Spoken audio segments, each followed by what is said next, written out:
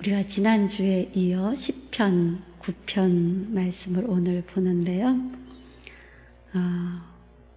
지금 우리 대한민국을 세계가 주목하는 K문화의 학산으로 나름 사람들이 자긍심이 꽤 또 있고 들떠 있기도 하죠.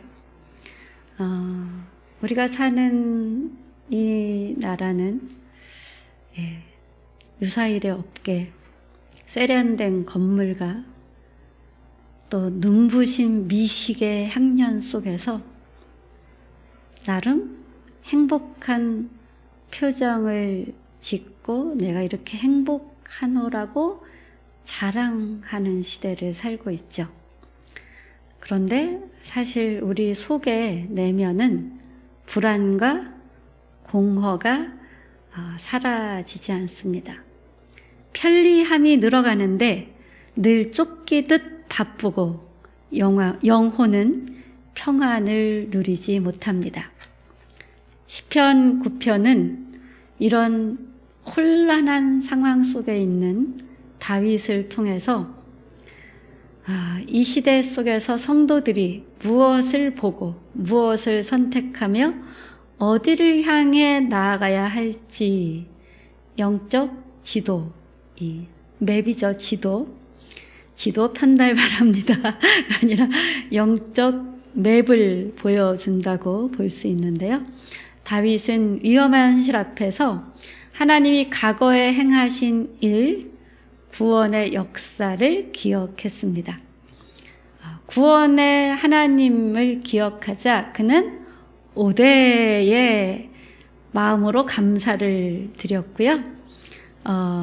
그러면서 이를 행하시는 아사의 하나님의 통치를 구하며 피난처인 하나님 안에서 부르짖으며 기도했지요.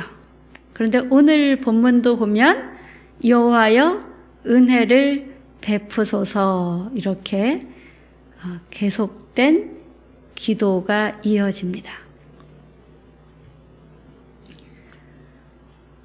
오늘 본문은 피난처 안에서 다윗이 은혜를 구하며 멸망의 법칙을 통찰하고 인간의 한계를 인식하며 마침내 하나님의 통치가 완성되는 비전을 보여주는 말씀입니다.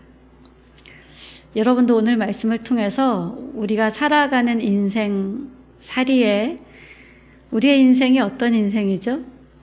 우리는 영혼을 가진 거듭난 하나님의 사람들이잖아요. 그럼 우리는 세상 원칙이 아니라 자동차에 내비게이션이 있듯이 영적 내비게이션을 잘 따라가야 되죠. 저희 시편 9편의 영적 지도를 잘 읽어내고 그 지혜의 삶이 넘치기를 예수님의 이름으로 축복합니다. 13절에서 14절 말씀을 보면 여호와여 은혜를 베푸소서. 자, 피난처인 하나님 안에 12절에까지 봤을 때 있었잖아요. 근데 거기서 뭐 해요? 피난처인 하나님 안에서 은혜를 베풀어 달라고 기도합니다. 피난처인 하나님 안에 있어도 원수는 여전히 강하고 위협은 현실입니다. 그런데 다윗은 오직 현실에 기반해서가 아니라 하나님의 성품, 긍휼, 변함없는 사랑, 또 언약의 신실하심의 근거로 은혜를 구하는 거예요. 죽음의 문에서 나를 일으키소서라고 하잖아요. 여기서 일으킨다라는 것은 달리다 쿰 생각나시죠? 소녀야 일어나라. 소녀가 지금 어떤 상태였죠? 그때 죽어 있는 상태, 생명이 없는 상태. 근데 예수님께서 달리다 쿰 하니까 어떻게 됐죠? 그 소녀가 생명이 없는 상태에서 생명이 있는 상태로 완전히 바뀌었죠. 이 일으키소서 쿰은 존재의 방향을 바꾼다는 의미가 있어요. 여러분의 존재의 방향은 어디를 향해 계신가요? 존재의 방향이 바뀌어져야 되는 상황이 나는 아니야. 그러신 분은 사실 단 한 번도 없기를 바라지만 단 한 번도 없지 않을 것입니다. 예. 우리는 다 존재의 방향이 바뀌어야 되는 이 땅의 세상의 가치에 쩌들어 사는 존재들이죠. 그래서 하나님을 믿는다는 것은 세상을 향한 존재의 방향, 현실에 급급해하는 존재의 현실을 하나님을 향한 존재로, 그래서 현실을 딛고, 그래서 이게 중요해요. 현실을 딛고예요. 딛고 현실을 딛고 십자가의 길을 걷는 존재의 현실로 전환되는 것입니다. 이것이 쿰 하는 신앙입니다. 일으켜지는. 다윗은 피난처 있는 하나님 앞에서 이렇게 나를 일으키소서, 어디에서? 죽음의 문에서, 이러면서 하나님의 개입을 요청하죠.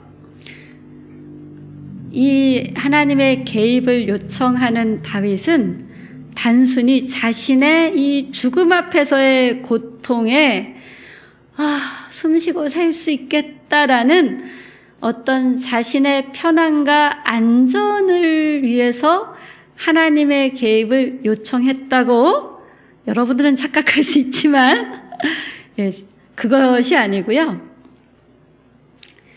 절망의 방향에서 구원의 방향으로 삶의 축을 바꾸려는 기도이고, 구원의 목적을 실현하기 위한 기도예요. 구원의 목적이 뭡니까? 14절 보면은 내가 주의 찬송을 다 전하리이다 라고 하죠. 그가 왜 쿰해야 되느냐? 주의 찬송을 다 전할 사명이 있기 때문이에요. 여러분이 왜 쿰해야 되죠? 여러분도 우리가 아까 부른 것처럼 왕같은 제사장이요 거룩한 나라요 하나님의 소유된 백성으로서 주를 찬송하고 주의 찬송을 다 전해야 하기 때문이에요.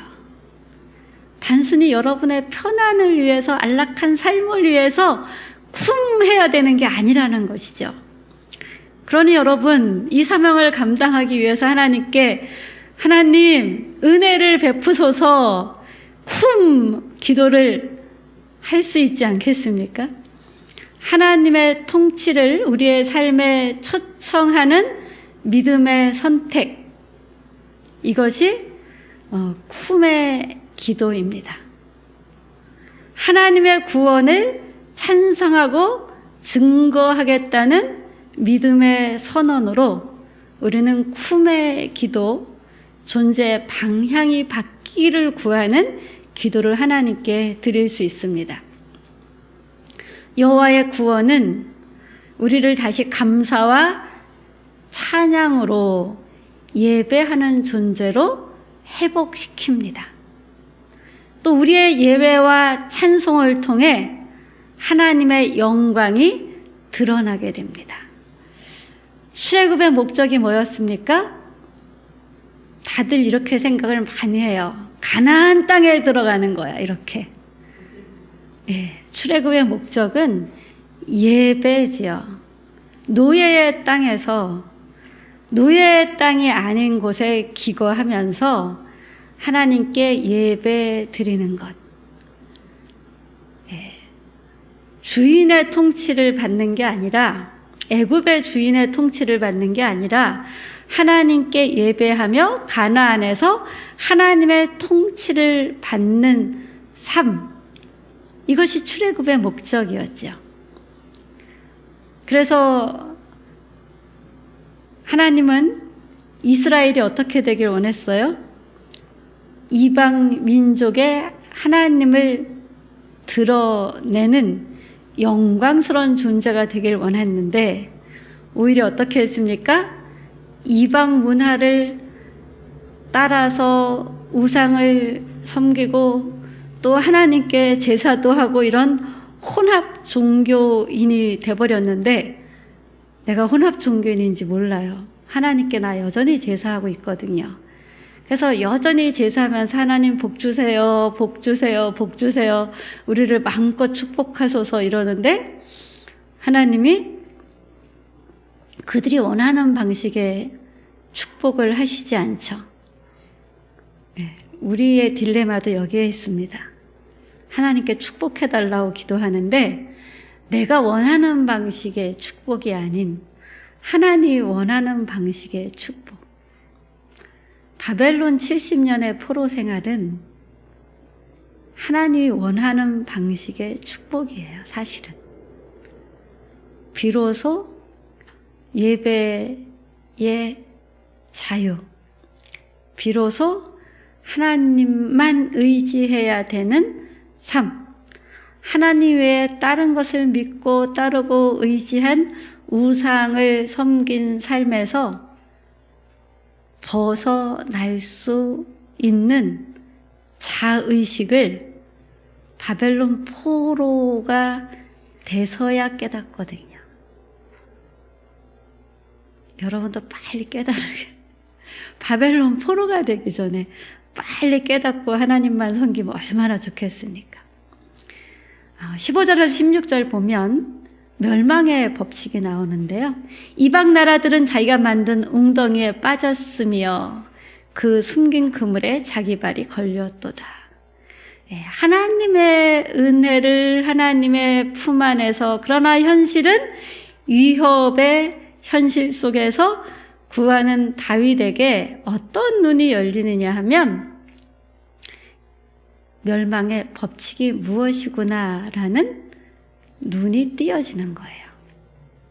우리는 종종 악한 자가 더 강하고 높고 더 성공하고 더 영향력 있어 보이는 경험을 하며 신앙생활을 하다 좌절하곤 하죠. 이단 사이비가 얼마나 세력이 세졌습니까? 그런 걸 보면서도 많은 신앙인들이 하나님에 대해서 의아해하기도 합니다. 그런데 그런 상황에서 다윗은 멸망의 법칙을 꿰뚫어 아는데요. 성공처럼 보이는 악의 힘이 스스로를 위해 파놓은 무덤이고 스스로가 걸려 넘어질 올무며 악의 힘은 곧 멸망의 힘이구나. 누구를 멸망시키는? 그 악의 힘을 가진 자를 멸망시키는 멸망의 힘이구나. 이걸 깨닫게 됩니다. 하나님이 침묵하는 것 같은 그 시간이, 그래서 악한 자가 이기는 것 같은 그 시간이 하나님의 공의를 드러낼 적절한 때를 기다리는 시간일 뿐이구나. 이걸 깨닫는 것이죠. 그래서 악의 성공은 실제로는 멸망의 장치임을 알게 되었고, 하나님을 대적한 궁극적인 성공은 존재하지 않음을 그는 깨닫게 되었죠. 그래서 16절 뭐라고 합니까? 여호와께서 행하신 판단은 자기를 알게 하셨으니. 악한 자들은 그들의 큰 성공이 큰 성공만큼 큰 추락을 예비한 것에 지나지 않음을 그들이 멸망하고야 깨닫습니다. 안타까운 일이죠. 그래서 여호와께서 행하신 판단은 자기를 알게 하셨으니, 여호와께서 공의로운 판단을 하심으로 그들에게 공의가 이루어지니까 그들이 판 무덤에 그들이 갇히게 된 것, 그러면서 그들은 드디어 자기를 알게 되었다라는 것입니다. 17절, 18절 말씀을 보면 이 말씀은 인간의 한계 속에서 하나님을 부를 이유를 말씀하시는 건데요. 악인들이 스올로 돌아가며 이러잖아요. 악인의 한계는 경제나 건강이나 정세보다 악인이 아니라 인간의 한계는 경제나 건강이나 정세보다 훨씬 깊은 곳에 있습니다. 여러분, 인간의 한계가 뭐라고 생각하세요? 인간의 진짜 한계는요, 하나님을 잊은 것이 한계입니다. 하나님이 내 안에 없는 게 인간의 한계예요. 그래서 이런 말씀이 있잖아요. 내게 능력 주시는 자 안에서 내가 모든 것을 할 수 있느니라. 우리는 하나님을 잊는 순간 스스로 강한 줄 착각하고 스스로 인생을 설계할 수 있다고 생각합니다. 그리고 스스로 자기 안정망을 만들 수 있다고 생각하죠. 그러나 하나님 없는 인생은 끝내 허무와 두려움 앞에 무너질 수밖에 없는 인생입니다. 다윗은 이런 고백을 하는 거라고 볼 수 있어요. 주님, 저는 할 수 없습니다. 그러나 주님은 하실 수 있습니다. 이것이 피난처 안에 있는 자의 고백입니다. 바로 주님, 저는 할 수 없습니다. 그러나 주님은 하실 수 있습니다가 십자가에서 내가 죽고 예수로 사는 삶이에요. 내가 그리스도와 함께 십자가에 못 박혔나니 그런즉 이제 내가 산 것이 아니요 내 안에 그리스도께서 사신 것이라는 고백은 바로 저는 할 수 없습니다. 그러나 주님은 하실 수 있습니다의 고백과 같은 것이죠. 이 고백의 자리에서 비로소 하나님의 생명의 역사, 회복의 역사가 시작됩니다. 이 고백은 약함을 느낄 때 드리는 고백이 아니라 하나님께 소망을 두는 믿음의 눈을 뜬 자의 고백입니다. 어떤 사람은 인생이 다 무너지고 나서야 나에겐 아무 소망이 없구나. 나는 무능하기 짝이 없구나. 하나님 없는 나는 잘 나가는 듯 했는데 꽝이구나를 발견하며 비로소 하나님께 소망을 두는 이 믿음의 눈을 뜨는 자도 있고요. 하나님 없이 잘 되다가 하나님 없이 망하고 절망해서 죽는 자들도 있죠. 모든 사람이 약함을 느낀다고 하나님께 소망을 두는 믿음의 눈을 뜨지는 못합니다. 그래서 여러분이 이 설교를 듣는 건 굉장히 복된 설교를 듣는 거예요. 믿음의 눈이 떠질 수 있는 가능성이 지금 열리는 거잖아요. 이 고백, 나는 아무것도 할 수 없습니다. 주님이 하십시오. 이것이 하나님의 은혜가 개입될 여지의 문을 여는 것이지요. 세상은 약자를 잃어버리고 있고 고난당하는 자를 외면하지요. 그러나 하나님은 잊지 않으십니다. 다윗은 현실과 자기 감정보다 하나님의 성품과 언약을 믿고 18절 이렇게 선언해요. 궁핍한 자가 항상 잊어버림을 당하지 아니하며 공고한 자의 소망이 영원히 끊어지지 아니하리로다. 여러분 공고하십니까? 말씀에 기반한 하나님께 소망을 두시면 영원히 끊어지지 않습니다. 하나님이 멀리 계신 것처럼 느낄수록 사실은 더 하나님이 가까이에 더 깊이에 계시면서 일하고 계십니다. 응답이 없는 것처럼 보일수록 하나님의 손길은 더 깊이 우리의 삶을 떠받치고 있는 것입니다. 신앙의 가장 본질적인 질문은 이것입니다. 나는 상황을 믿는가? 아니면 하나님의 언약과 성품을 믿는가? 상황이 하나님보다 크다고 생각하는 오해를 버리는 것이 믿음의 생활이죠. 여호와의 성품과 언약을 신뢰하는 자리로 현실에서 이렇게 돌이키는 것, 이것이 바로 믿는 자의 복입니다. 참 좋은 하나님을 믿는 자는 이 현실의 깝깝함 속에서 하나님의 은혜를 구하며 기다림 속에 있지만 거기서 무너지지 않습니다. 여러분, 참 좋은 이 하나님을 온전히 믿음으로 무너지지 않을 뿐만 아니라 쿰하는 복이 있기를 바랍니다. 19절에서 20절 말씀을 보면 다윗은 이제 하나님 통치의 완성의 비전을 보는데요. 19절을 보면 여호와께서는 영원히 왕이시니 일어나사 사람이 승리를 얻지 못하게 하소서라고 합니다. 다윗의 시는 고통으로 시작했지만 하나님의 통치의 비전으로 끝이 나고 있죠.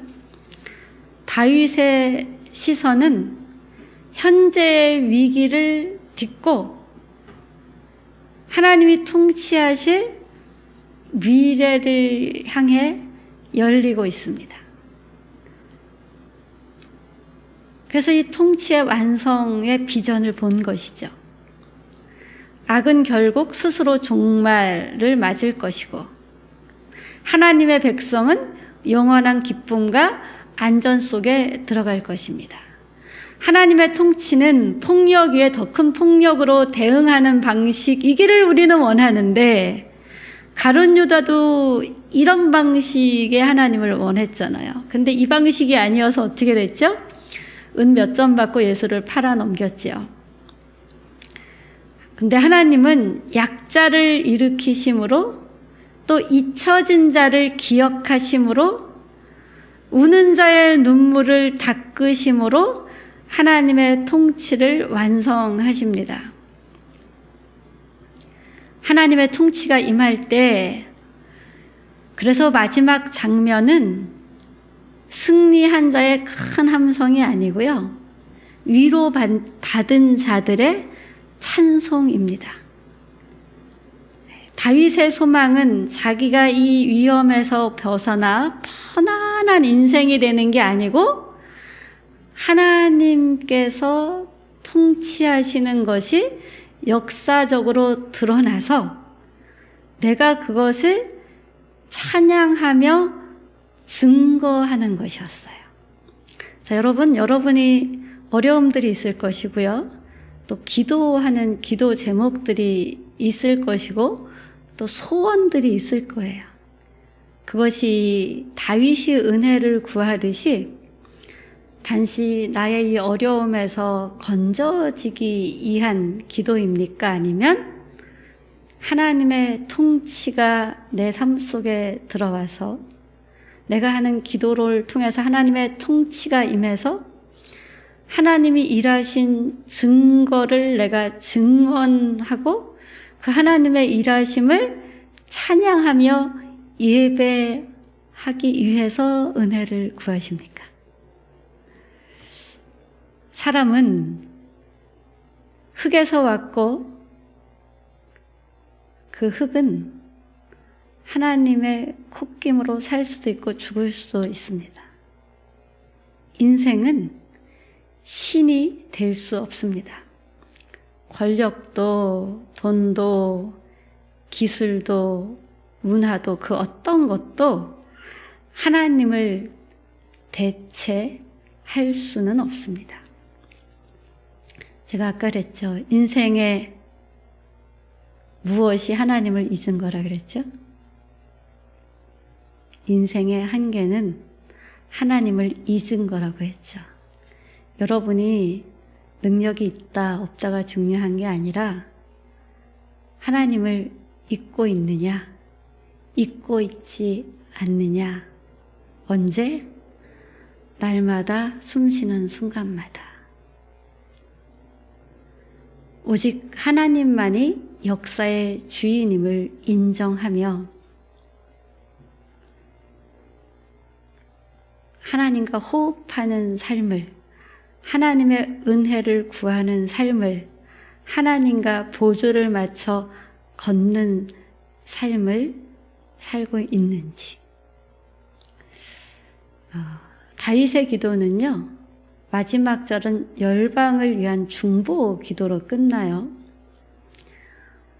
모든 나라로 스스로 인생일 뿐임을 알게 하소서 그러잖아요. 그것이 곧 뭐예요? 모든 나라, 모든 사람들이 하나님이 없는 인생은 아무것도 아닌 것을 알게 해주세요. 이런 기도죠. 인간의 한계를 아는 자가 되게 해주세요. 그래서 하나님을 피난처 삼아 하나님이 그들의 힘이 되시기를 구하는 기도입니다. 하나님은 자기 한계를 알고 의지하는 자의 힘이 되십니다. 하나님을 의지하며 은혜를 구할 때 결국 하나님의 통치가 임합니다. 하나님의 통치를 초청하는 기도는 우리의 삶의 구조를 바꿉니다. 아까 쿰은 뭐라 그랬죠? 존재의 방향을 바꾸는 거다라고 했잖아요. 일으켜 세운다 라는 게 존재의 방향이 바뀌어서 세워지는 의미가 있다고 했죠. 이 존재의 방향이 바뀌어지면 우리 삶의 구조가 바뀌어지게 돼요.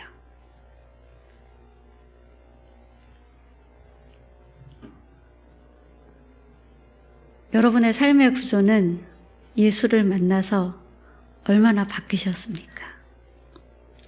예수를 만난 여러분의 삶이 일상생활에서 예수가 주인된 자로서의 변화가 없다면 심각하게 자기를 점검하며 삶의 구조를 복음의 삶의 구조로 바꿔야 됩니다.